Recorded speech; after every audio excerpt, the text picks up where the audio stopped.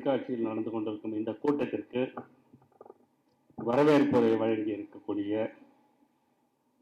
மாவட்ட அலுவலர், தீயணைப்புத்துறை அலுவலர் திருமிகு எஸ். சரவணன் அவர்களே, தலைமையேற்று நடத்தி கொண்டிருக்கும் மாவட்ட சுகாதார அலுவலர் டாக்டர் வே. பிரகாஷ் அவர்களே, இங்கே எனக்கு முன் ஜே சில குறிப்புகள் புத்தகத்தை பற்றிய அனுபவங்களை பகிர்ந்து கொண்ட முனைவர் சகோதரர் பாலமுருகன் அவர்களே, நன்றியுரை வழங்கியிருக்கக்கூடிய வட்டார வளர்ச்சி அலுவலர் திரு எம். பிருத்திவிராஜன் அவர்களே, ஆசிரியர் அண்ணாமலை அவர்களே, தொகுப்பாளர் உள்ளிட்ட இந்த நிகழ்ச்சிக்கு உறுதுணையாக இருக்கும் அத்தனை பேருக்கும் என்னுடைய வணக்கத்தை தெரிவித்துக் கொண்டு, இந்த மாலை வேளையிலே இங்கே கூடியிருக்கக்கூடிய திருவண்ணாமலை நகர பொதுமக்களையும் நண்பர்களையும் எங்கள் கல்வி நிறுவனத்தை சார்ந்த ஆசிரிய பெருமக்களையும் இந்த நேரத்தில் வரவேற்று நன்றி கூறி இந்த பேச்சை தொடங்குகிறேன். இன்று தாய்மொழி தினம், உலக தாய்மொழிகள் தினம். இந்த தாய்மொழிகள் அப்படின்னு வரும்போது, தாய்மொழின்னு வரும்பொழுது அதுக்கு ஒரு டெஃபினேஷன்லாம் வெவ்வேறு டெஃபினேஷன் கொடுத்துட்டு இருக்காங்க. எது தாய்மொழி? உங்க வீட்டில் பேசுகிற மொழியா, அல்லது உங்களை சுற்றி இருக்கக்கூடிய அந்த பகுதியில் பேசக்கூடிய ரீஜனல் மொழியா, அல்லது இந்த மாநிலத்தில் பேசப்படும் மொழியா, அப்படின்னு பல டெஃபினேஷன்ஸ் இருக்கு. ஆனால் உண்மையிலே தாய்மொழி என்பது நீங்கள் எந்த மொழியில் சிந்திக்கிறீர்களோ அதுதான் உங்களுடைய தாய்மொழி. அந்த அடையாளத்தை யாராலையும் மாற்ற முடியாது. அப்படி நாம் சிந்தித்து செயல்படுத்தி நம்மை செலுத்தக்கூடிய இந்த தாய்மொழிகள் தினத்தை நினைவு கூறும் வகையில் ஒரு புறநானூற்று பாடலை இங்கே உங்களுடன் பகிர்ந்து கொள்ள விரும்புகிறேன். இந்த புறநானூற்று பாடலை உங்களுடன் பகிர்ந்து கொள்வதற்கு இரண்டு காரணங்கள் இருக்கிறது. ஒன்று, தாய்மொழிகள் தினத்தில் தமிழின் மிகச் செறிவான ஒரு பாடலை இந்த மேடையில் வாசிப்பதற்கான ஒரு வாய்ப்பு. இரண்டாவது, இந்த தலைப்பு இந்த பாடலில் இருந்து எடுக்கப்பட்டது என்பதை உங்களுக்கு சுட்டி காட்டுவதற்காக. உங்க எல்லாருக்கும் தெரிஞ்ச பாடல் தான், யாதும் ஊரே யாவரும் கேளீர். என்னன்னா, பல பேருக்கு அந்த முதல் வரி தான் தெரிஞ்சிருக்கும். அடுத்த வரி அப்படின்றத பல பேர் கேள்விப்பட்டிருக்க மாட்டாங்க, படிச்சிருக்க வாய்ப்பு இருக்கு. அதனால கணியன் பூங்கொன்றனார் எழுதின இந்த பாடலின் நமக்கு கிடைத்த வரிகள் அது யாதும் ஊரே யாவரும் கேளீர், தீதும் நன்றும் பிறர் தர வாரா, நோதலும் தனிதலும் அவற்றோரல்ல, சாதலும் புதுவது அன்றி, வாழ்தல் இனிதன மகிழ்ந்தாலும் இளமே, முனிவில் இன்னாதென்றலும் இளமை, மின்னொடு வானம் தன்தொலி தலையினானது, வானம் தன்துளி தலையினானது, கல் பொருது நிறைந்து மல்லல் பேரியாற்று நீர்வழிப்படுவும் புனை போல் ஆறுயிர் முறைவழிப்படுவும் என்பது பிறவோர் காட்சியில் தெளிந்தனம் ஆகலின், மாட்சியின் பெரியோரை வியத்தலும் இளமே, சிறியோரை இழைதல் அதனிலும் இளமே. புறநானூற்று பாடல் என்பதால நான் அதுக்கு ஒரு விளக்கத்தை சொல்லணும். அதாவது, யாதும் ஊரே யாவரும் கேளீர் நமக்கு எல்லாம் தெரியும், புரியும். இந்த உலகம் எல்லா ஊரும், இந்த எல்லா ஊரும் என்னுடைய மக்கள், எல்லா உலகமும் என்னுடைய, இந்த உலகமே என்னுடைய. யாதும் ஊரே யாவரும் கேளீர், தீதும் நன்றும் பிறர் தர வாரா, நன்மையும் தீமையும் அடுத்தவரால் வருவதில்லை. இதற்கு பிறகு வரக்கூடியதுதான் நமக்கு புரிவதற்கு கொஞ்சம் சிக்கலான ஒரு விஷயம். அதுபோலதான் துன்பமும் அதற்கு மருந்தான ஆறுதலும் கூட மற்றவர்கள் தருவதில்லை. துன்பமும் அதற்கு மருந்தான ஆறுதலும் கூட மற்றவர்கள் தருவதில்லை. சாதல் எப்படி ஒரு அச்சத்துக்கு எப்படி இயல்பான ஒன்றோ அதை போலதான் பிறத்தலும்.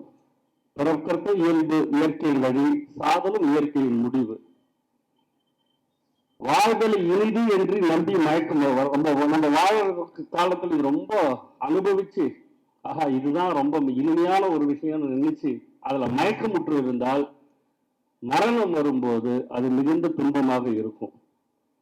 வானத்தில் இதுதான் வந்து கவித்துவத்தின் உச்சம் அப்படின்னு நம்ம சொல்லணும்னா இந்த வரி தான். அதுல என்ன சொல்றாங்கன்னா, வானம் தனித்துளி தலைநீர் ஆனது கல் பொருடு இறங்கு மல்லல் பேரியாற்று நீர்வழி படுவும் புனை போல. அதாவது வானத்துல மின்னலுடன் மழை பெய்யுது. மழை வந்து சின்ன சின்ன துளிகளோட விழுது. சின்ன சின்ன துளிகளாக மழை நீர் மேல வந்து விழுது.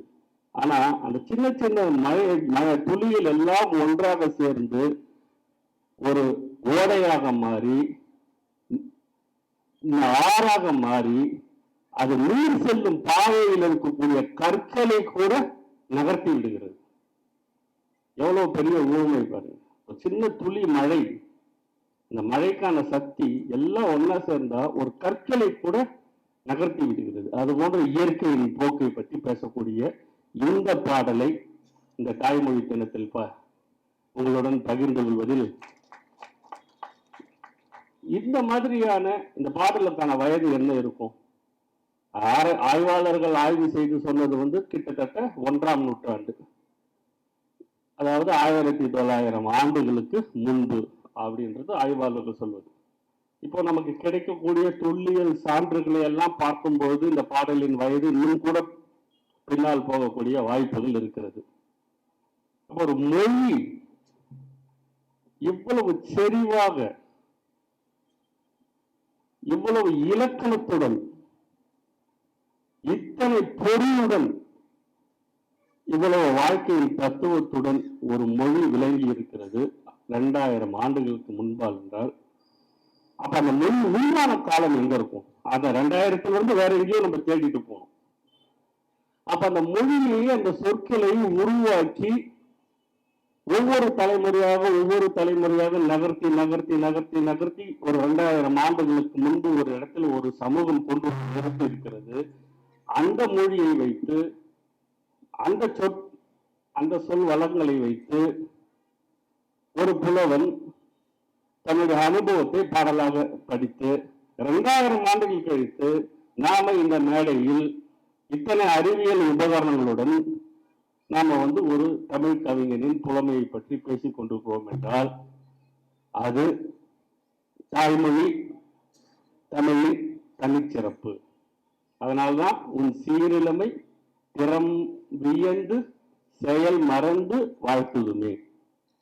ஏன்னா இன்னைக்கு இளமையா இருக்கிற ஒரு மொழி இந்த காலகட்டத்தில் எத்தனை 1000 மொழிகள் வழக்கொழிந்து போய்விட்டன. எத்தனை லட்சம் பேர் அந்தந்த மொழிகளை பேசுவதை மறந்து விட்டார்கள். உங்களுக்கெல்லாம் தெரியுமா, இயேசு எந்த 2000 ஆண்டுகளுக்கு முன்பு இயேசு ஒரு மொழியில பேசியிருப்பார் இல்லையா? இயேசு எந்த மொழியில பேசினார்? ஈப்ரு இல்ல. ஈப்ரு அந்த பகுதியில் அப்ப பேசப்பட்ட மொழி. ஆனா இயேசு பேசின மொழி வந்து அராமிக். அந்த மொழி இல்லை. அந்த மொழி வந்து 1000 ஆண்டுகளுக்கு முன்பே அந்த மொழி வந்து அழிந்து விட்டது. அப்போ மொழி என்பது மனிதர்களால் எடுத்து சொல்லக்கூடிய ஒரு விஷயம். வேற யாராலையும் அது சொல்ல முடியாது. ஒருவேளை மொழி வந்து எங்கேயாவது கல்லுலயே பதித்திருந்தால் கூட, இன்னைக்கு வந்து மொஹஞ்சதாரோவில் நிறைய நமக்கு வந்து ஸ்கிரிப்ட் கிடைச்சிருக்கு. அந்த ஸ்கிரிப்டை டீகோட் பண்ண முடியல.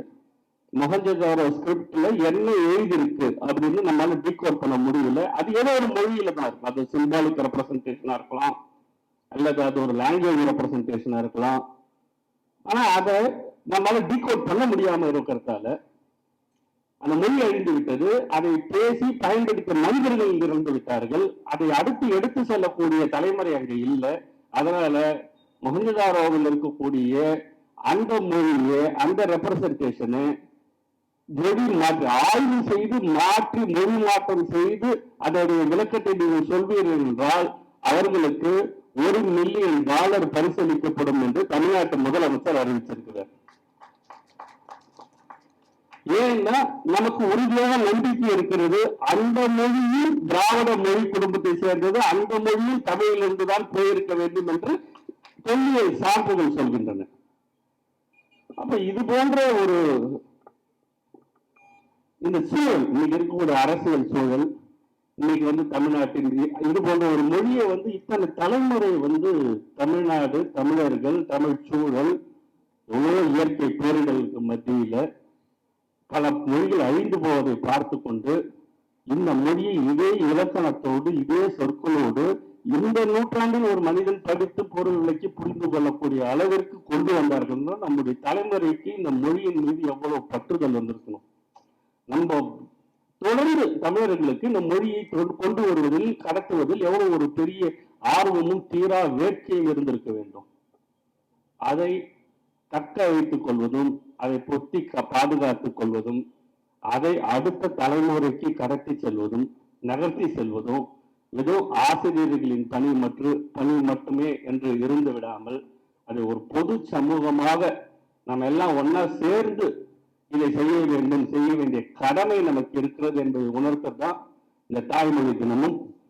அதை நம்ம ரியலைஸ் பண்ணிக்கணும். அதை நம்ம வந்து ஓஹோ இவ்வளவு சிந்தனை, இவ்வளவு பிரச்சனைகள்லாம் இருக்கா, நாம வந்து நம்ம பிள்ளைங்களை தமிழ் படிக்க வைக்கலைன்னா, நாம பிள்ளைங்களை தமிழ்ல நம்ம பிள்ளைகளுக்கு பெயர் வைக்கலைன்னா, நம்ம பிள்ளைகளுக்கு தமிழ் படித்து தமிழ் இலக்கியங்களை, தமிழ் கதைகளை, தமிழ் புதிரைகளை படிக்கலைன்னா, இவ்வளவு பெரிய இழப்புகள், இவ்வளவு பெரிய சங்கிலியில், இத்தனை நூற்றாண்டு கால சங்கிலியில் ஒரு கண்ணியை நாம் அறுத்து விடுவோம் கூடிய அபாயம் இருக்கிறது என்பதை நாமெல்லாம் புரிந்து கொள்ள வேண்டும் என்பதற்காகத்தான் இன்னைக்கு வந்து நம்ம மீது நிகழ்த்தப்படக்கூடிய புற அழுத்தங்கள், வெளியிலிருந்து மொழியின் மீது, நம் பண்பாட்டின் மீது நடத்தக்கூடிய தாக்குதல்கள் உணர்த்துகின்றன.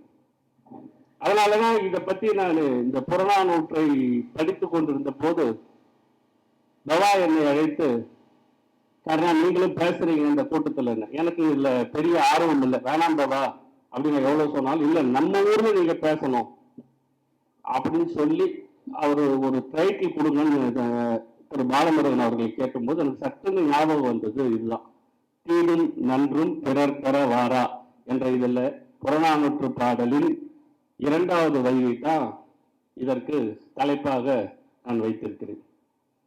அது என்ன? குப்பைகளும் வைரங்களும்.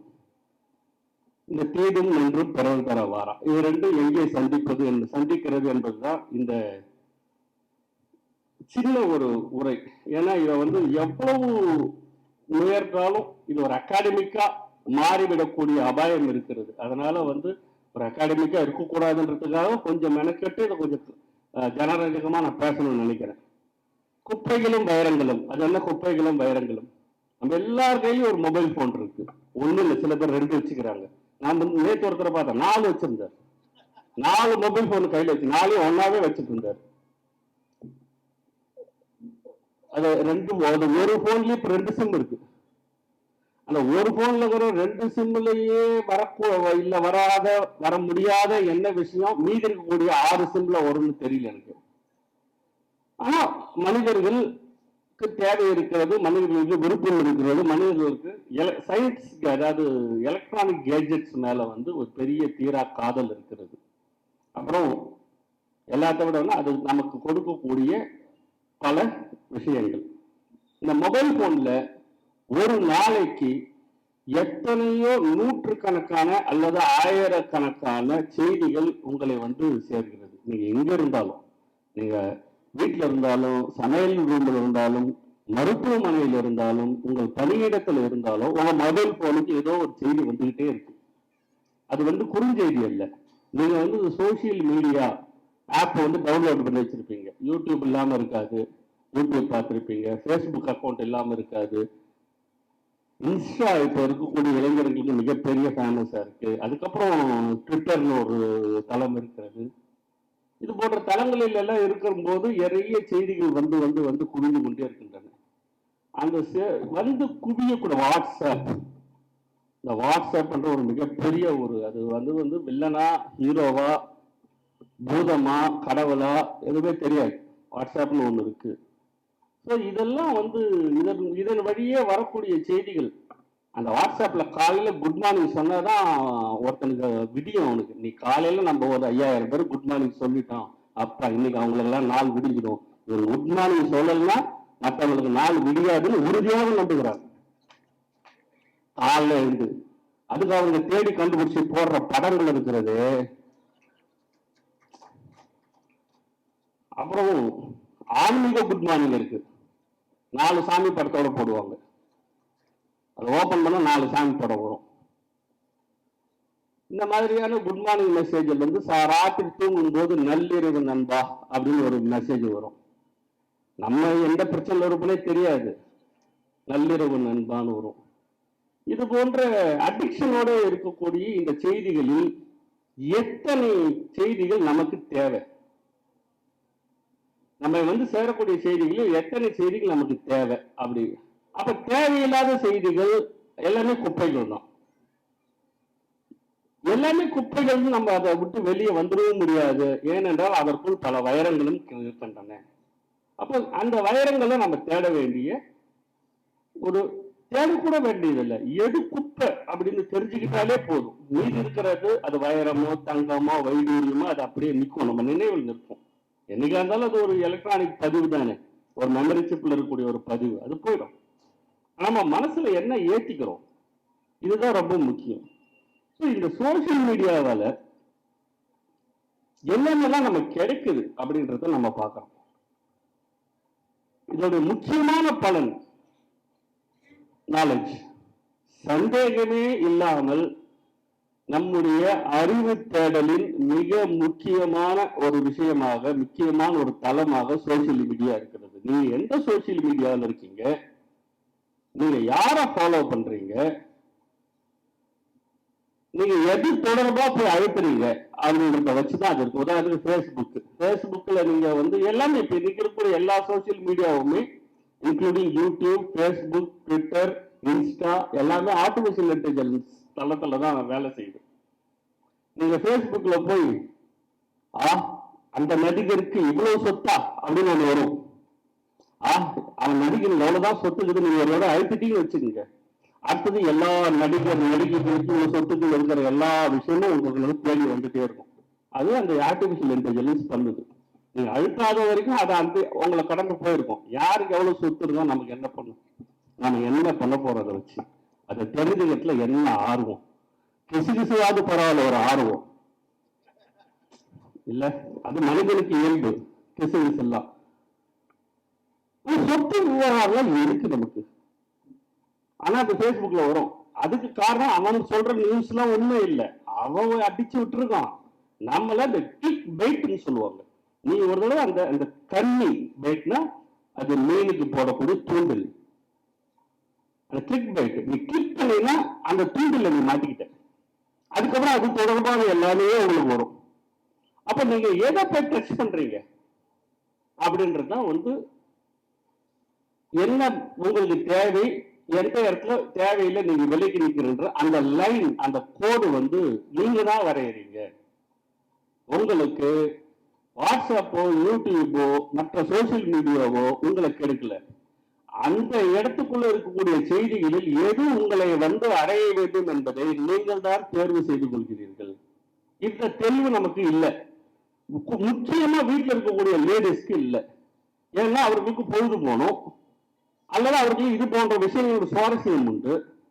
ஆனாலும் அந்த சுவாரஸ்யத்தை நோக்கிறதுக்கு அழுத்திட்டாங்கன்னா, நான் சொல்றது ஒரு உதாரணம் வந்து சாதாரண உதாரணம். யூடியூப்ல எல்லாம் இன்னும் பல விஷயங்கள் இருக்குது. பெரும்பாலும் பெண்கள் இந்த சமையல் வீடியோ பார்ப்பாங்க, இந்த ஆன்மீக சொற்பொழிவு எல்லாம் பார்ப்பாங்கன்னா அதை அழுத்துவாங்க. நடுவில் ஒரு தடவை அழுத்தினா நிறைய ஆன்மீக சொற்பொழிவுலாம் வரும். இப்போ சப்ஸ்கிரைப் கிளிக் பட்டனை அழுத்துங்கள், சப்ஸ்கிரைப் பண்ணுங்கள், கிளிக் பட்டனை அழுத்துங்கள்னா பெல் பட்டனா, அது பெல் பட்டனை அழுத்துங்கள்னா உடனே அது எல்லாம் வரும், அதெல்லாம் பார்ப்போம். ஆனா இதுக்கு நடுவில் பல விஷயங்களும் வந்துடும். இதெல்லாம் வந்து எப்படி தவிர்த்து நம்ம கொண்டுட்டு போறது, பெரியவர்களுக்கோ படித்தவர்களுக்கோ அல்லது படிப்பை சொல்லிக் கொடுக்கக்கூடிய ஆசிரியர்களுக்கோ கூட அந்த தெளிவு இல்லை. இல்லாத காரணத்தினால் அது வந்து ஒரு மிகப்பெரிய ஒரு இண்டஸ்ட்ரியாக மாறி பெரிய பூதமாக வடிவமைத்து உருவெடுத்து இன்னைக்கு வந்து நம்முடைய வாழ்க்கையின் ஒவ்வொரு செயலையும் முடிவு செய்யக்கூடிய சக்தியை அந்த சோசியல் மீடியா வைத்திருக்கிறது, அல்லது இந்த சோசியல் மீடியா மூலமாக வேறு யாரோ வைத்திருக்கிறார்கள். இதுல எல்லாத்தையுமே நம்ம நெகட்டிவா பார்க்க சொல்லலை. நான் சொன்ன மாதிரி இந்த சோசியல் மீடியாவில் முதலில் நமக்கு மிகப்பெரிய பயன் என்ன, நாலேஜ்.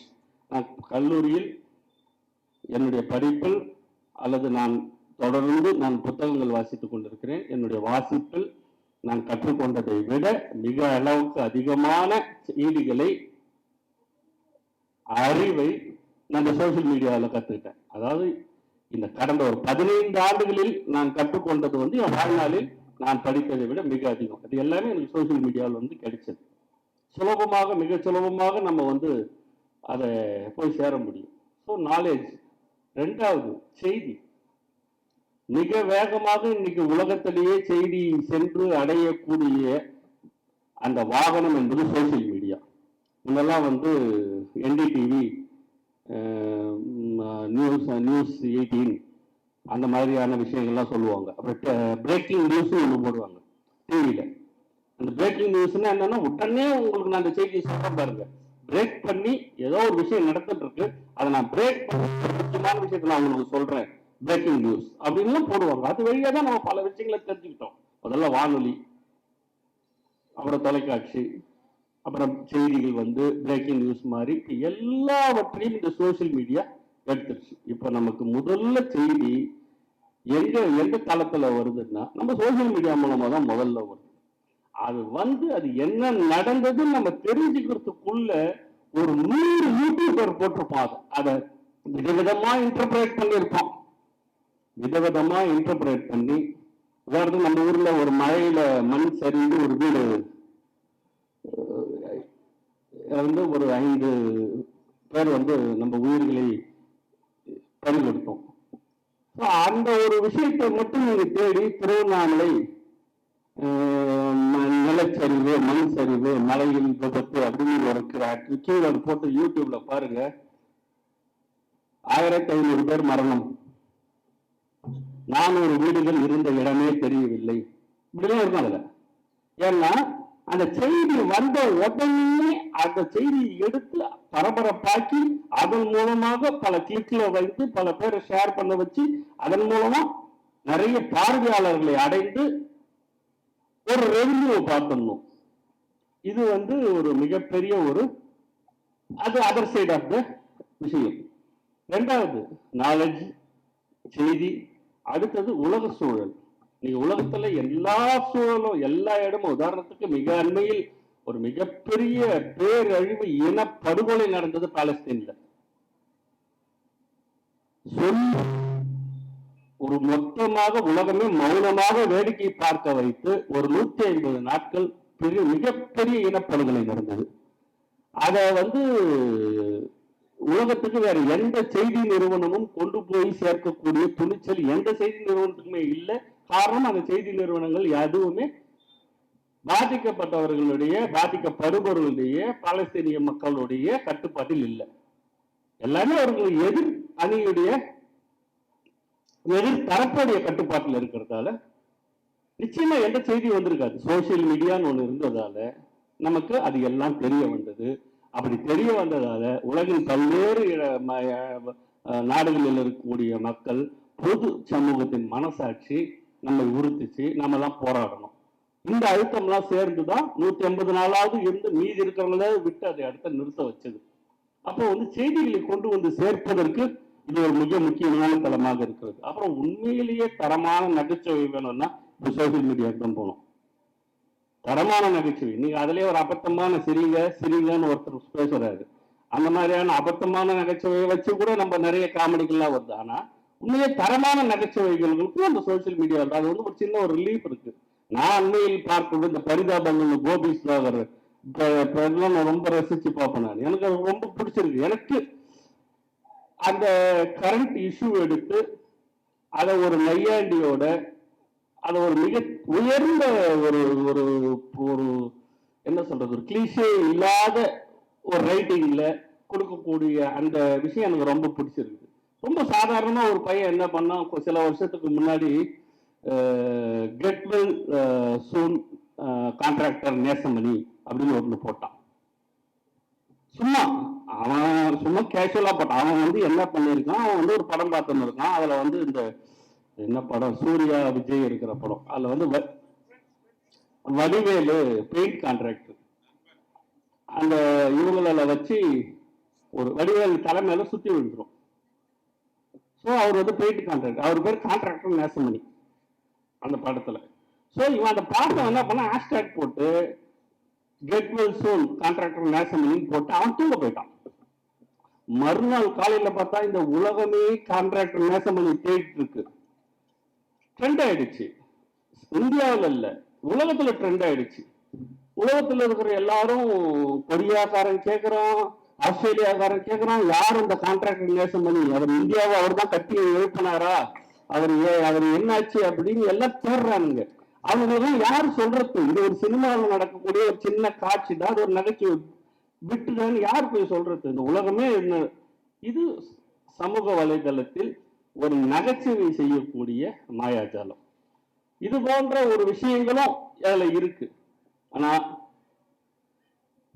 இந்த பிடி இல்லாத கத்தி அல்லது வந்து திராவகம் பாக்கெட்ல நீங்க ஆசிட வச்சுட்டு இருக்கீங்க, அந்த பாக்கெட்ல ஒரு ஆசிட் வைக்கணும்னா அது சின்ன ஓட்ட போட்டா கூட நமக்கு என்னன்னு தெரியும். ஆனா ஆசிட் ஏதோ ஒரு காரணத்துக்காக நம்ம வச்சுட்டு இருக்க வேண்டிய சூழ்நிலைன்னா எவ்வளவு எச்சரிக்கையுடன் அதை வைத்திருப்போமோ அவ்வளவு எச்சரிக்கையுடன் அதை வைத்திருக்க வேண்டிய விஷயம் இருக்குது. உண்மையிலே இது எல்லாத்தையும் நம்ம யாருக்கிட்ட பேசணும்னா, பெரும்பாலும் இந்த ஆடியன்ஸ் வந்து யாரா இருந்தா மிகப்பெரிய மகிழ்ச்சினா குழந்தைகளை வளர்க்கக்கூடிய தாய்மார்களாக இருந்தா ரொம்ப மகிழ்ச்சி.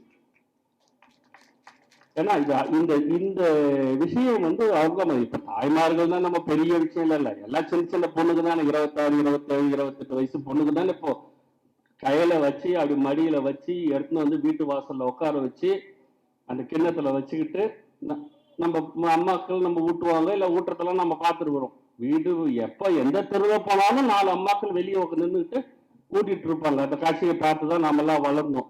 எந்த அம்மாவாவது ரோட்ல நின்று வாசல்ல நின்று ஊட்டுறத நம்ம பார்த்துருக்கிறோமா? அங்கேயே டிவி முன்னாடி உட்கார வச்சு பக்கத்துல அந்த மொபைல் போன் ஆன் பண்ணி அதை கொடுத்துட்டு அது இப்படி பார்த்துக்குது. அப்படியே ஓட்டுனா திணிச்சா அது உள்ள போயினே இருக்குது அப்படியே ஸ்பீடா. அப்போ அவங்களுக்கு குழந்தைகளுக்கு உணவு ஊட்டுவதற்கே அந்த பிள்ளைக்கு வந்து ஒரு ஸ்கிரீன் டைம் கொடுக்குறாங்க, அந்த ஸ்கிரீனுக்குள்ள போயிடுறாங்க.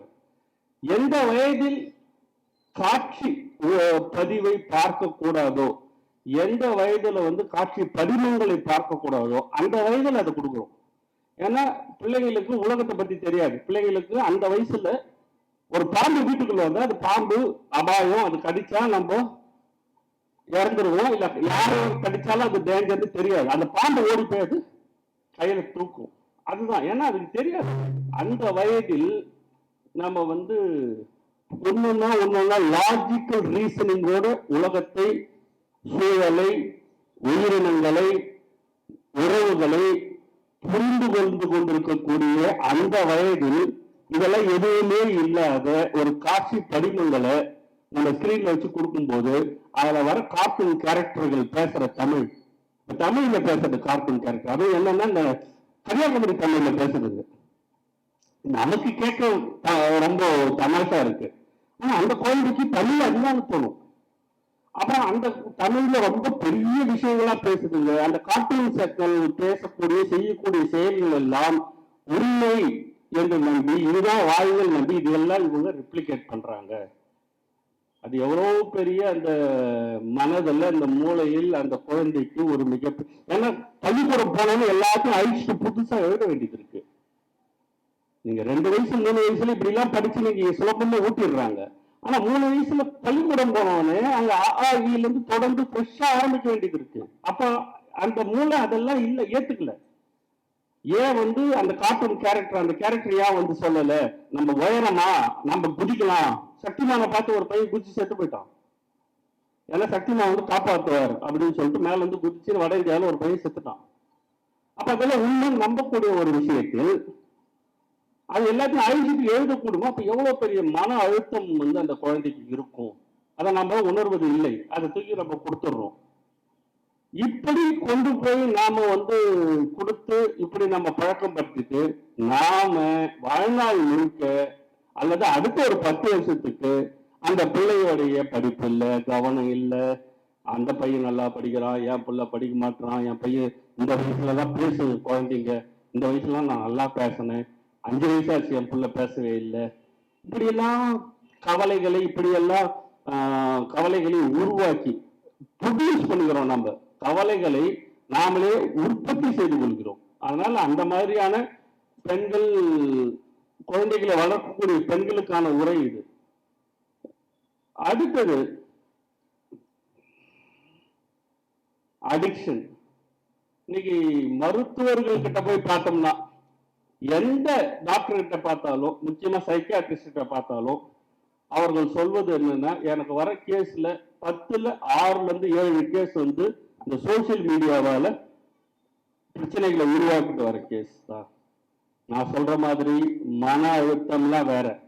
மன அழுத்தம் தாண்டி வெளி அழுத்தம் ஒன்று இருக்கு. அந்த சோசியல் மீடியாவில் வரக்கூடிய, பழகக்கூடிய, நமக்கு லைக் போடக்கூடிய, நமக்கு கமெண்ட் சொல்லக்கூடியவர்கள்லாம் உண்மையான உறவுகள் என்று நம்ம மனசு நம்பி, அவர்கள்லாம் உண்மையான நண்பர்கள்னு நம்பி, இன்பாக்ஸ்ல வந்து நமக்கு ஹலோ இன்னைக்கு உங்க புடவை நல்லா இருந்தது, ஹலோ இன்னைக்கு உங்க சிரிப்பு ரொம்ப அழகா இருந்ததுலாம் சொல்றதையெல்லாம் நம்ம உண்மையா நம்பி, பசங்க மட்டும்தான் இது செய்யறாங்கன்னு சொல்லல, இதுக்கு வயது வித்தியாசம் இல்லாமல் இந்த வலைகளில் போய் சிக்கிக் கொள்கிறார்கள். அதனால வரக்கூடிய விஷயங்கள் எல்லாம் தான் வந்து பல்வேறு நோய்களாகவும் மன உளைச்சல்களாகவும் மாறி இந்த சோசியல் மீடியா வந்து பல குடும்பங்களை மொத்தமாக சீர்குலைத்து கொண்டிருக்கக்கூடிய அந்த அபாயமும் இருக்கிறது. அந்த அபாயம் எங்கிருந்து ஆரம்பிச்சதுன்னா, நாம அதை கையாளக்கூடிய முறையில் இருந்து தான் ஆரம்பித்தது. எப்பொழுதுமே அது அங்கதான் இருந்தது. அந்த அந்த தீமைகளோடும் சேர்ந்த நன்மைகள் தான் அந்த பேஸ்புக்லயோ ட்விட்டர்லயோ வாட் ஆவர் தி திங் இருந்தது. ஆனா நாம தான் போய் அதை போய் கிளிக் பைட்ல மாட்டிக்கிட்டோம் அப்படின்றத நாம எடுத்து சொல்ல வேண்டிய ஒரு இடமும் இருக்கிறது. நெகட்டிவ் கமெண்ட் ரொம்ப பேஸ்புக்ல நம்ம ஏதாவது ஒன்று எழுதுறோம் அப்படின்னா, அது யாராவது நெகட்டிவா ஒருத்த கமெண்ட் போட்டான்னா தூக்கம் கெட்டு போய் அலையிறது, வெறி பிடிச்சு போய் அலையிறது, திருப்பி அவனை போய் நம்ம கடிச்சு வைக்கிறது, இல்ல ஒரு 10 பேரை கூப்பிட்டு அவனை கடிக்க சொல்றது. உண்மையிலேயே அந்த கமெண்ட் போடாம இருந்திருந்தா நம்ம அன்னைக்கு எவ்வளவு வேலையை ப்ரொடக்டிவா பார்த்துருக்கலாம். அல்லது நமக்கு நம்மளுடைய வாழ்நாள் ஒரு நாளாவது முடிஞ்சிருக்கும். ஆனா நாமளா போய் ஒரு கமெண்ட்டை போட்டு, நாமளா போய் அதுல போய் சிக்கிது. சின்ன பசங்க பண்ணலாம். கமல் ரஜினி எல்லாம் ஏன் காலமா, இப்ப அஜித் விஜய், இப்ப அது கூட இல்ல, அடுத்தது வந்துருச்சு, சிவகார்த்திகேயன் எல்லாம் வந்துருச்சு. அவங்க கலெக்ஷன் எவ்வளவுன்றதுல இவங்க போடுற சண்டை இருக்குது இல்ல, முதல் நாள் எவ்வளவு கலெக்ஷன், மொத்தமா படம் எவ்வளவு கலெக்ஷன் அப்படின்னு. அதுக்கப்புறம் 4 நாள் கழிச்சு 4 மாசம் கழிச்சு வர யூடியூப்ல பாத்தியா, நான் சொன்னதா நீங்க சரியா போச்சு பாத்தியா, இந்த சண்டைகள் இருக்குல்ல, இதெல்லாம் கூட ஒரு உபத்திரவம் இல்லாத சண்டை அந்த வயசுல பண்றது. ஆனா நல்லா வளர்ந்தவர்கள், சமூகத்தில் பல்வேறு பொறுப்புகளில் இருப்பவர்கள், எழுத்தாளர்கள், அவங்க போட்டுக்கிற சண்டை இருக்கு தெரியுமா, இந்த பேஸ்புக்ல கமெண்ட்லயும் லைக்லயும் அவர்கள் போட்டுக்கொள்ளக்கூடிய சண்டைகளுக்கு தெரியும். அதெல்லாம் வந்து ஒரு அந்த மிக மிக மிக ஒரு இழிவின் உச்சம்னு சொல்றா அந்த இடம் தான். அது ஒரு மிக முக்கியமான நெகட்டிவிட்டி. அந்த நெகட்டிவிட்டிக்குள்ள போய் சிக்கி சுழன்று கொண்டிருக்கக்கூடிய ஒருவரால் எப்படி பாசிட்டிவான ஒரு விஷயத்த பேச முடியும், எழுத முடியும்னு எனக்கு புரியல. அது வந்து எல்லாருமே எழுதக்கூடியவர்கள் அல்லது வாசிக்கக்கூடிய எல்லாருமே இந்த ஒரு விஷயத்துல எச்சரிக்கையா இருக்கணும். ரெண்டா சைபர் புல்லிங்னு ஒண்ணு வந்திருக்கு. உங்க பிள்ளைகளை நீங்க இதை வந்து வீடியோ ரெக்கார்ட் ஆகுது, அதனால வந்து யாராவது பார்க்க வாய்ப்பு இருக்கிறது மற்றவங்க கூட. உங்க பிள்ளைகளை நீங்க இன்னொன்று கவனிக்கணும். பசங்களை வந்து சைபர் புல்லிங் பண்றாங்க. ஏன்னா அந்த பசங்க வந்து சோசியல் மீடியாவில் போட்டோஸை போட்டாலோ, சோசியல் மீடியாவில் கமெண்ட் போட்டாலோ, அவன் வந்து அவனை உடனே மற்றவனெல்லாம் சேர்ந்து குரூப்பா சேர்ந்து அவனை கிண்டல் பண்றது. அவங்களை யாரும் அடையாளம் தெரியாது, வெவ்வேறு ஆளுகளா இருக்கலாம். ஆனா தொடர்ந்து அவன் எதை பண்ணாலும் இவனுக்கு போய் கமெண்ட் போட்டு சின்ன வயசுல, நான் சொல்றது வயது முதிர்ந்தவர்களாலேயே இதை சமாளிக்க முடியல. சின்ன வயசு பிள்ளைங்க, 16-17 வயசு பிள்ளைங்க இதை எப்படி சமாளிப்பாங்க? அவர்கள் இந்த சைபர் புல்லிங்ல மாட்டிக்கிட்டு, அதுவும் நம்ம தமிழ்நாட்டில், முக்கியமா தென் தமிழ்நாட்டில் இந்த சைபர் புல்லிங் என்பது சாதிய அடையாளத்துடன் நடக்குது. அதனால வந்து இந்த பசங்க வந்து இப்ப வெகு அண்மையில் கூட ஒரு செய்தி பார்த்தோம், ஒரு புல்லட் வாங்கி ஓட்டணும் சொல்லி கையை வெட்டிக்கிறாங்க. இது மாதிரியான புற சமூகத்தில் நடக்கக்கூடிய விஷயத்துக்கு நம்ம தெரியும், நம்ம உடனே ரியாக்ட் பண்ணுவோம். ஒரு பொது சமூகமா நம்ம பண்ணுவோம், சட்டம் வரும், உடனே நம்ம உள்ள போடும், ஒரு கடுமையான ஒரு ஏதோ ஒரு அதை நிறுத்துறதுக்கோ அல்லது அதை வந்து அதுக்கு ஒரு டேமேஜ் கண்ட்ரோல் பண்றதுக்கு வாய்ப்பு இருக்கு. ஆனா இதெல்லாம் வெளியே வராம ஒட்டுமொத்தமா சைபர்ல, அதாவது அந்த இடத்துல அந்த சோசியல் மீடியாவில் நடக்குதுன்னா அது யாருக்குமே தெரியாது. ஆனா மிகப்பெரிய தாக்குதல்களுக்கு மாப் மென்டாலிட்டியுடன் இந்த சைபர் புல்லிங் நடக்கிறது. அதனால நிறைய பெண்கள், பிள்ளைங்க, பட்டியலினத்து மாணவிகள் மிக முக்கியமா, ஏன்னா அதை வந்து கரெக்டா அடையாளம் கண்டுபிடிச்சு அப்படின்னு போய் காட்டி கொடுக்கறதுக்கு ஒரு குரூப் உருவாகிறாங்க. இவங்கெல்லாம் வந்து பல்வேறு சாதிய சங்கங்கள், ஆண்ட சாதி, பல்வேறு நம்மளுடைய சுதந்திர போட்ட தியாகிகள் தியாகிகளோட படம்லாம் அவங்களோட இதுல இருக்கும். ஆனா அதுக்கும் அவங்களுடைய செயலுக்கும் எந்த சம்பந்தமும் இருக்காது.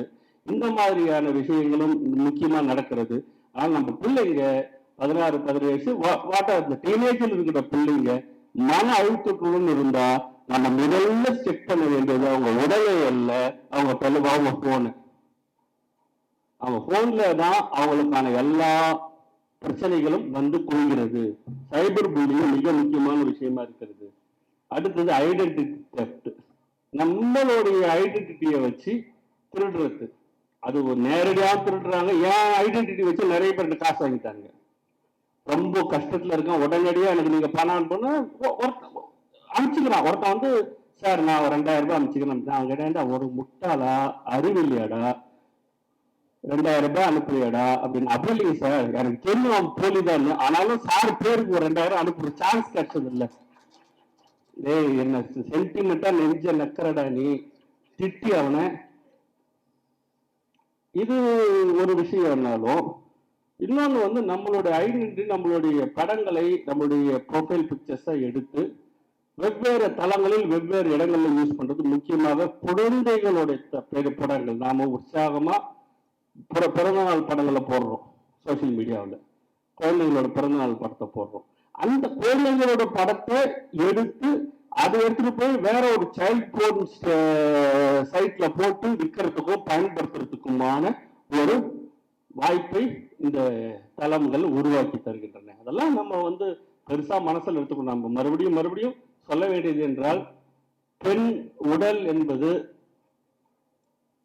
அது பிறந்ததிலிருந்து சாகர வரைக்கும் எல்லா காலகட்டத்திலும், எல்லா நாடுகளிலும், எல்லா சமூகத்திலையும், எல்லா பண்பாட்டிலையும் பெண் உடல் தான் பலவீனமான பொருள். பெண் உடல் தான் ஈஸி டார்கெட். பெண் உடல் தான் சுலபத்தில் தொடர்ந்து தாக்குதலுக்கு உள்ளாகி கொண்டிருக்கிற விஷயம். அதனால வந்து இந்த பெண் உடலை பற்றி வச்சு யாராவது இருப்போம்னா அதை நாம தான் வந்து ஸ்டிக்மடைஸ் பண்ணி வச்சிருக்கோம். நாம தான் வந்து இந்த கருப்பு, புனிதம், அந்த மாதிரியான விஷயங்கள்லாம் நாம தான் இந்த பழைய திரைப்படங்களை வச்சு, பாடல்களை வச்சு, தாலி இதெல்லாம் வச்சு நாம தான் வந்து அதை அதுக்கு புனித தன்மையை கொடுத்து வச்சிருக்கோம். அது உடல், அவ்வளவுதான். ஒருவேளை அது ஒரு பெண் உடலை அவன் மார்க் பண்ணாலோ, ஒருத்தன் எடுத்து ஒரு நம்ம வீட்டு பெண்ணையும் படத்தை எடுத்து முகத்தை எடுத்து வேற ஒரு படத்தோட மார்பிங் பண்ணாலோ, இல்ல உண்மையிலேயே எடுத்தா கூட அது சமூகத்தின் பிரச்சனை அல்ல, அது அந்த குடும்பத்தின் பிரச்சனை கூட இல்லை. அதுக்காக நம்ம வந்து அதுக்காக இந்த சமூகம் ரியாக்ட் பண்றதோ இது பண்றதோ அந்த குடும்பமே ஒட்டுமொத்தமா நிலை குளிஞ்சு போயிடுது. எவனா ஒருத்தம் பண்றதுக்காக ஒரு குடும்பமே நிலை குளிஞ்சு போயிடுது. இந்த மாதிரியான ஐடென்டிட்டி தெஃப்ட் எல்லாம் நடக்கக்கூடிய ஒரு விஷயமாக இருக்கிறது. அப்புறம் தூக்கம், யாருமே தூங்குறது இல்லை. நான் யாரை கேட்டாலும் எப்படா தூங்குறேன், அது 12 எப்ப தூங்குனே தெரியலப்பா. ஏன் எத்தனை மணிக்கு படுக்க போன நீ? நான் 10-10:30 படுக்க போயிட்டேன். அப்புறம் 10-10:30 போனா அந்த போனை வச்சுன்னு பார்த்தீங்கன்னா எப்ப தூங்குனேன்னு தெரியல. யாருக்குமே தெரியறது இல்லை. நடுவில் எழுந்து பாத்ரூம் போவாங்க, போயிட்டு வந்து தூக்கத்திலே வந்து படுக்கிறது தானே நமக்கு தெரியும். போயிட்டு வந்து போன் எடுத்துக்கிறவனும் இல்ல போகும்போதே போன் எடுத்துட்டு போறவனும் கூட இருக்கும். இது வந்து மிகப்பெரிய அளவில் ஸ்லீப் சைக்கிளை வந்து டிஸ்டர்ப் பண்ணுது, ப்ரொடக்டிவிட்டியை டிஸ்டர்ப் பண்ணுது. மறுபடியும் சொல்றேன், நமக்கு தெரியாம நம்ம மனதை நாம் உணராமல் நம்முடைய மனதை நாமே கட்டும் அழுத்தத்தில் வைத்திருக்கிறோம். இதெல்லாம் ஒரு 20 வருஷத்துக்கு முன்னாடி 30 வருஷத்துக்கு முன்னாடி இதெல்லாம் இல்லை, இதெல்லாம் நடக்கல. ஆனா இந்த 20-30 வருஷத்துல இந்த சயின்ஸ் அந்த அறிவியல் கொண்டு வந்து சேர்த்த இந்த மாற்றங்களால் எவ்வளவு நன்மைகள் இருந்தாலும் இது போன்ற மிகப்பெரிய தீமைகள் பாதிப்புகள் இருக்கிறது. இதையும் பார்த்துக்கணும். நான் ஏற்கனவே சொன்ன மாதிரி எது குப்பை அப்படின்றது ஒரு டெஃபினேஷன்.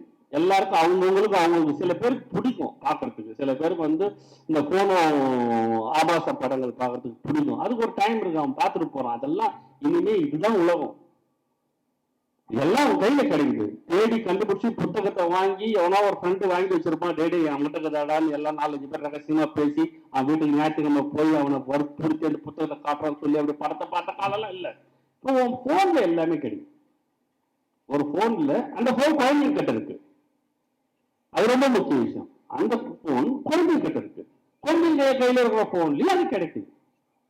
அப்ப இது எல்லாமே வந்து சுலபமாக கிடைக்கக்கூடிய ஒரு விஷயத்துல நம்ம எதெல்லாம் குப்பைகள் என்று வரணும்னா முக்கியமான குப்பைகளா, இதெல்லாம் என்னோட டெபினேஷன், உங்களுக்கு வேற டெபினேஷன் இருக்கும். முக்கியமான குப்பைகளை நான் பாக்குறது ஆன்மீகம்.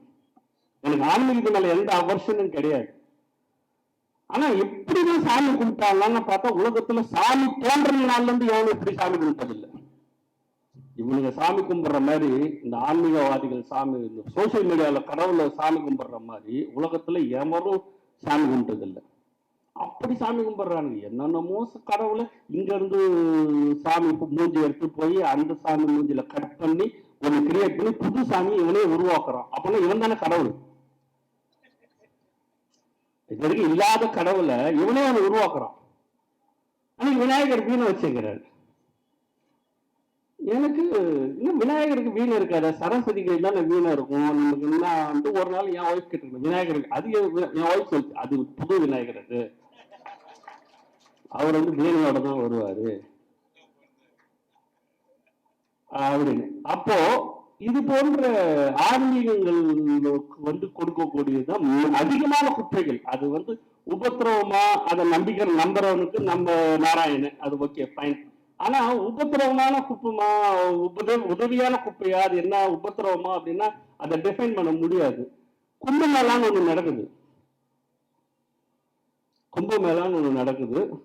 ஒரு அவங்க சொல்ற கணக்குல நம்மளால யாராலையும் நம்ப முடியாத கணக்குகள் சொல்லிட்டு இருக்காங்க. ஆனாலும் பல கோடி பேர் மக்கள் வந்து அது மேல நம்பிக்கை இருந்து போய் அதுல குளிக்கிறாங்க. இப்போ நிறைய பேருக்கு குளிக்க போறவங்க எல்லாருமே வந்து 40-45 நாள் நடக்குது. குளிக்க போறவங்க நினைக்கிறவங்களுக்கு ரயில்ல வந்து போறதுக்கு இடம் கிடைக்கல, அதனால வந்து ரயில்ல ஓடிக்கிறோம். நம்ம வந்து கும்பமேளா நடத்துறதுக்கு 5000 கோடியோ 10,000 கோடியோ கொடுத்து நடத்திட்டு இருக்காங்களோ ஒழிய இதுல வரக்கூடிய மக்கள் வரணுமேன்னு அவங்க யோசிக்கல. எப்படியாவது வந்துடும் அந்த ஜனங்க அப்படின்னு விட்டுட்டாங்க. ஆனா மக்கள் வந்து ரயில்ல இடம் கிடைக்காம, ரயில்வே ஸ்டேஷன்ல நெரிசல்ல செத்து,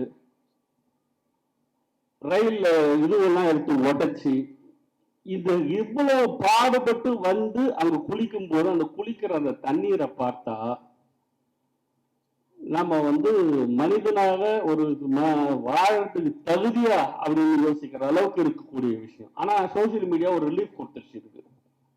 நேற்று தான் நீ நேரா கும்பமேளாவுக்கு வர வேணாம், உன் போட்டோ வந்துச்சுன்னா நாங்க அதை பிரித்து போட்டு எப்படி போய் கும்பமேளா இதுல டிப் பண்ணி குளிப்பாட்டி உங்களுக்கு அந்த வீடியோ அனுப்புவோம், 500 ரூபாய் அனுப்பிச்சா போதும் அப்படின்னு நேற்று ஒருத்தன் ஸ்டார்ட் பண்ணி பல ஆயிரம் கலெக்ட் பண்ணிட்டாங்க. இது வந்து இன்னொரு ஒரு அதை நகைச்சுவையா தான் பாக்குறோம். ஆனா எவ்வளவு நம்பிக்கையோட அவன் எத்தனை பேர் அனுப்பிச்சுக்கிறான், நம்ம எப்படியாவது புண்ணியம் வந்து சேர்த்தோம் அப்படின்னு.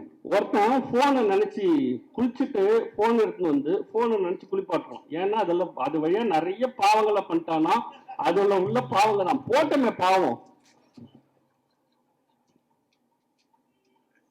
ஒரு ஒரு தண்ணியில குளிச்சுட்டா வாழ்நாள செய்த பாவம் எல்லாம் போய்விடும் என்ற ஒரு நம்பிக்கை இருக்கக்கூடிய சமூகம். அந்த சமூகம் வேற, நாம வேறன்றத நாம புரிஞ்சுக்கணும். ஆந்திராவில இருந்து கர்நாடகாவில இருந்து கூட போறாங்க ஜனங்க கும்பமேளாவுக்கு. வட இந்தியாவில இருந்து போகாதவன் பாதின்ற லெவல்ல அதை வந்து கொண்டு வந்துட்டாங்க. அதுவும் அரசியல் தலைவராக இருந்தால், அதுவும் எம்எல்ஏ எம்பியா இருந்தா, அதுவும் பிஜேபியில இருந்தா கட்டாய கோவமாவால குளிக்கிற போட்டோ எடுத்து வச்சுக்கிட்டு அவன் எதிர்காலத்துக்கு நல்லது சீட்டு வாங்குறதுக்கு. இப்ப அந்த மாதிரியான ஒரு இடத்துக்கு கொண்டு போய் நிறுத்திட்டாலும் தமிழ் சமூகம் எந்த சலனம் இல்லாமல் அழகா உட்காந்து பிக் பாஸ் பார்த்துன்னு இருக்கும். எதை பத்தி நம்ம கவலைப்படல. ஏன்னா நமக்கு வானொரு மேல போறதுக்கு, நமக்கு மோட்சத்துக்கு போறதுக்கு நமக்கு ஏற்கனவே டெபினிஷனை கொடுத்துட்டான் தலைவன். வையத்தில் வாழ்வாங்கு வாழ்பவர் வானொலியில் தெய்வத்தில் வைக்கப்படும். நீ உண்மையிலேயே கடவுளுக்கு மோட்சத்துக்கு போனோம்னா நீ வாழ்ந்தோடு நல்லபடியா வாழ்ந்துடுறா, நீ தன்னால மோட்சத்துக்கு போயிடுன்னு சொல்லிட்டான். நீ போய் தமிழ்ல போய் குளிக்கணும், அதுவும் கும்பமேளால போய் குளிக்கணும், அதுவும் பிரயாக்ல போய் குளிக்கணும், அதுவும் அந்த சாக்கடையில தான் போய் குளிக்கணும்ன்ற எந்த கட்டாயம் நமக்கு இல்லை. ஒவ்வொரு நாளும் நம்ம வாழும்போது மனசாட்சியோட நேர்மையா வாழ்ந்துட்டாலே போதும் அப்படின்ற இந்த பண்பாட்டு சூழலில் நாம ஒட்டுமொத்தமான வாழ்க்கையை இந்த மாதிரியான குப்பைகளால் நிரப்பிக் கொள்ளாமல், அங்கங்க நிறைய மாணிக்கங்கள் கிடைக்கின்றன. யூடியூப்ல அருமையான ஆய்வு கட்டுரைகள் வருது, அருமையான பேச்சுகள் வருது. நம்முடைய ஆர் பாலகிருஷ்ணன் மாதிரியான மிகப்பெரிய அற்புதமான ஆய்வாளர்கள்லாம் பேசுறாங்க. அதெல்லாம் கேட்கலாம். என்னுடைய நண்பர், நம்முடைய மண்ணின் மைந்தர் பவா செல்லதுரை எத்தனையோ குடும்பங்களுக்கு ஒரு தூக்கத்தையும் நிம்மதியும் தன்னுடைய கதை சொல்லல் மூலமா கொடுத்துட்டு இருக்காரு. உலகம் பூரா போய் சேர்ந்தது. அந்த மாதிரியான பல விஷயங்கள் பல துறைகளில் இருக்கிறது. வெறும் இலக்கியம் மட்டும் இல்ல, கதைகள்ல மட்டும் இல்ல, எல்லா துறைகளிலும் நிறைய மாணிக்கங்கள் இருக்கிறது. முக்கியமா டீச்சிங்ல அவங்க தினமும் ஒரு சப்ஜெக்ட் டீச் பண்றாங்க. ஆனா அந்த சப்ஜெக்ட்ல மிக எளிமையாக புரிய வைக்கிறதுக்கும் சுவாரஸ்யமாக நடத்துறதுக்குமான எவ்வளோ பாடங்கள் யூடியூப்ல இருக்கு. அதையெல்லாம் பார்க்கலாம். அதெல்லாம் பார்த்த ஒரு ஆசிரியர் கூட நான் கேள்விப்பட்டதில்லை. அந்த மாதிரிலாம் பார்த்து யூடியூப்ல நம்மளோட ப்ரொஃபஷனே நம்ம எனக்கு இது பண்ணணும்ன்ற ஒரு ஆசிரியர் நான் கேள்வி. அப்படி இருந்தா எனக்கு ரொம்ப மகிழ்ச்சி. இது போன்ற வைரங்களும் அதில் இருக்கிறது. நமது பண்பாட்டு சூழலில் நாம ஏற்கனவே ரொம்ப அழகான டெபினேஷனோட வாழ்ந்து கொண்டிருக்கிறோம். ஆகவே இந்த மாதிரியான குப்பைகளை கொண்டு நம் வாழ்க்கையை நிரப்பிக் கொள்ளாமல் சுவாரஸ்யமாகவும் வாழ்க்கையை அனுபவித்தும் வாழக்கூடிய எல்லா வாய்ப்புகளையும் பயன்படுத்திக் கொண்டு அதன் மூலமாக சோசியல் மீடியாவை பயன்படுத்திக் கொள்ளலாம் என்ற என்னுடைய கருத்தை தெரிவித்துக் கொண்டு இந்த விழாவிற்கு எனக்கு இந்த பேடைக்கு வாய்ப்பு கொடுத்த திருவண்ணாமலை புத்தக திருவிழாவிற்கும் இங்கே வருகிற என்னுடைய நண்பர்களுக்கும் அனைவருக்கும் இவ்வளவு நேரம் பொறுமையை கேட்டவருக்கும் என்னுடைய நன்றி, வணக்கம்.